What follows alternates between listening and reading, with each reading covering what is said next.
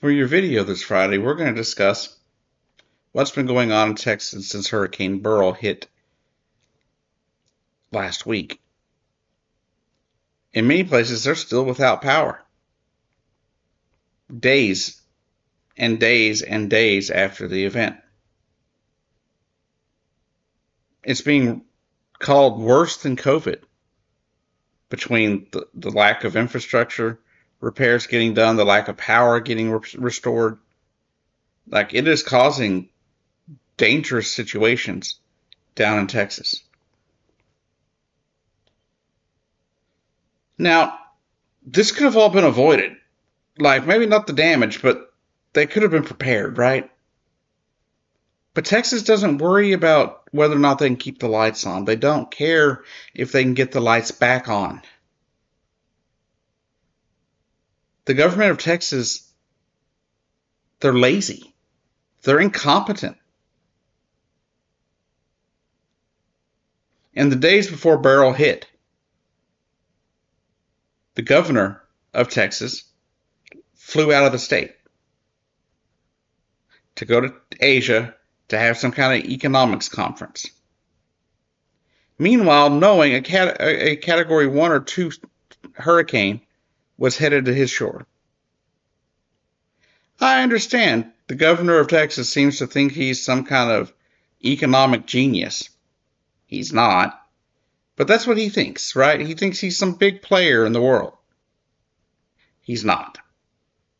His job and his responsibility is to the people of Texas.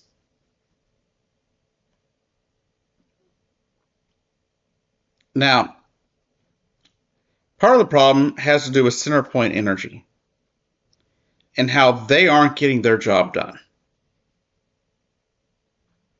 The governor of Texas now says he's put a deadline for them to start getting these repairs made.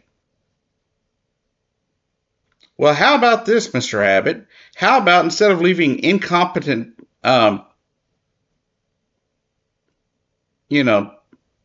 lieutenant governor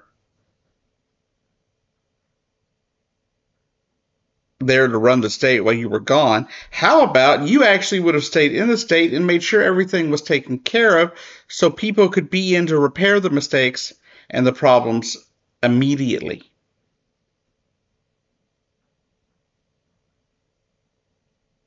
The state of Texas didn't file the paperwork for federal relief and federal aid and federal help until several days after the hurricane hit.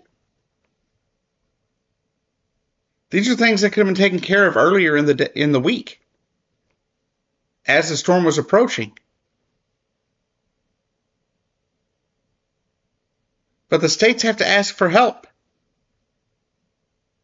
And right now, there are still thousands of people without power down in Texas in this terrible heat wave that they are having. Luckily, there's a cold front coming this week, or this next week. Let's hope it actually cools off down there a little bit. Now, there are a lot of people down there that have their power back, got their power back pretty quick. But there's a huge swath of people, especially the people that were on the east side of that storm, that do not have their power back.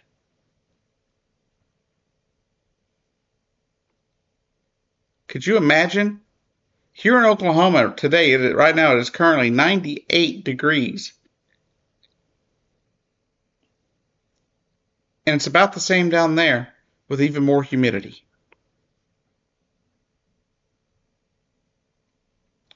All I can say is pray for the people of Texas, because not all of them voted for those idiots, and they're still human. So if you have any friends down in Texas, I suggest contacting them, making sure they're doing okay. And other than that, I guess all we can do is send our thoughts and prayers and hope these people get their electricity back on, and so they're still surviving,